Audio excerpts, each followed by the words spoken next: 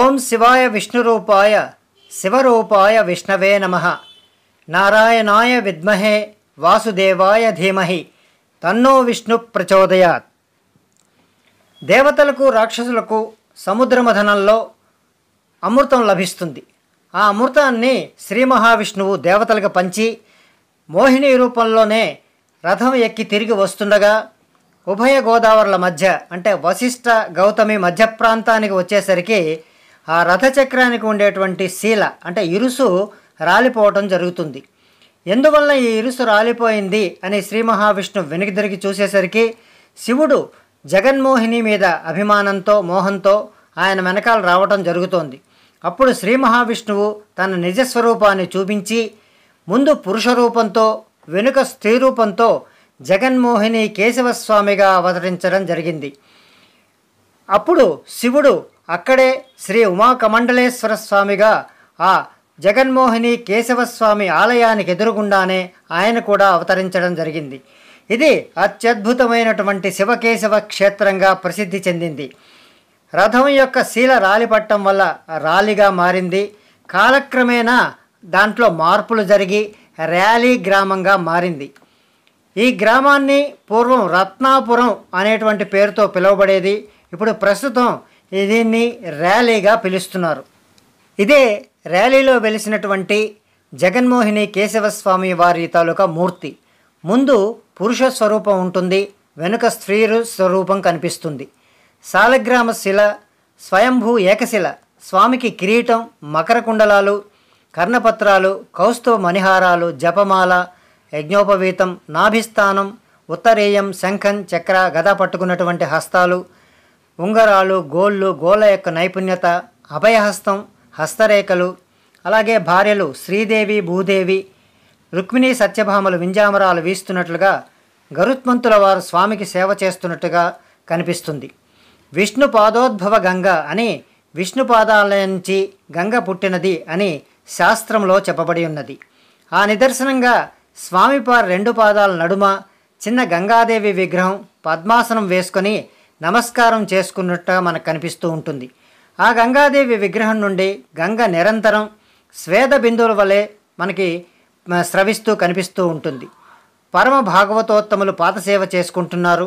ఉభయ పార్శ్వనందు ఉన్న పొన్న చెట్టు శ్రీకృష్ణమూర్తి వారు గోవర్ధనగిరి పర్వతం ఎత్తినట్లుగా మకర తోరణ రీతి, ఉభయ పార్శ్వాలలో ఆలయంలో కేశవస్వామి ఆలయ శిఖరం, దశావతారాలు, మత్స్య, కూర్మ, వరాహ, నారసింహ, వామన, పరశురామ, రామ, బలరామ, బుద్ధ, కల్కి అవతారాలు, తుంబుర నారదులు వీణ వాయిస్తున్నట్లుగా, అలాగే కిన్నెర కింపురుషులు పుష్పమాలలు వేస్తున్నట్లుగా, రంభా ఊర్వశి నాట్యం చేస్తున్నట్టుగా, ఆదిశేషు పడగ విప్పినట్లుగా స్వామి పురుష రూపంలో దర్శనమిస్తున్నారు.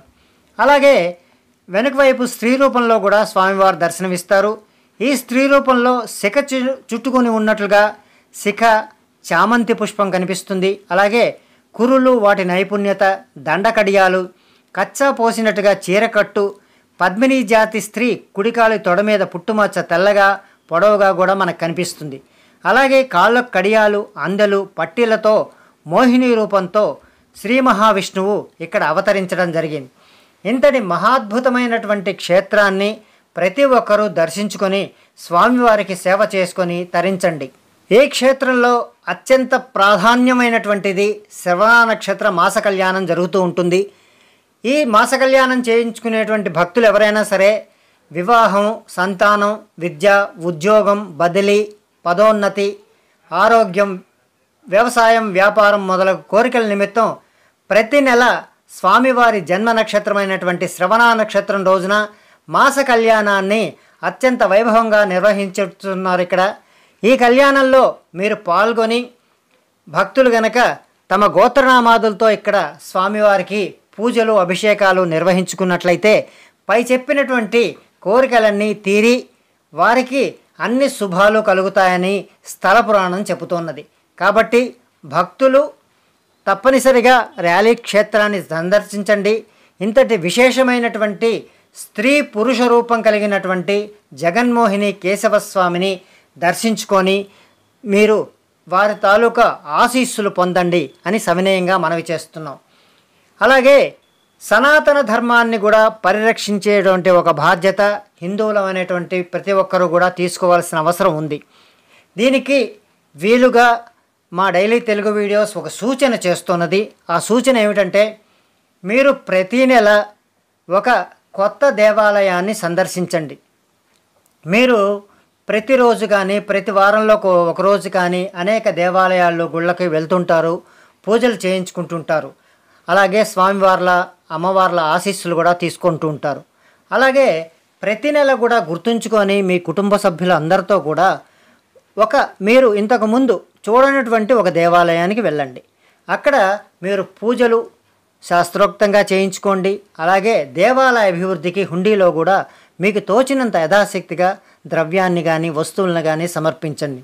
ఎందుకంటే సనాతన ధర్మం మనకి వృద్ధి చెందాలి అన్నట్లయితే మనకి ముఖ్యంగా దేవాలయాలు ప్రసిద్ధంగా అన్ని చోట్ల స్థాపింపబట్టమే కాకుండా వాటికి ప్రతిరోజు కూడా ధూపదీప నైవేద్యాలు కూడా పెట్టబడ్డం జరగాలి. అలా జరిగినట్లయితేనే మన వ్యక్తిగత కుటుంబ క్షేమం జరుగుతుంది, అలాగే దేశ క్షేమం కూడా జరుగుతుంది.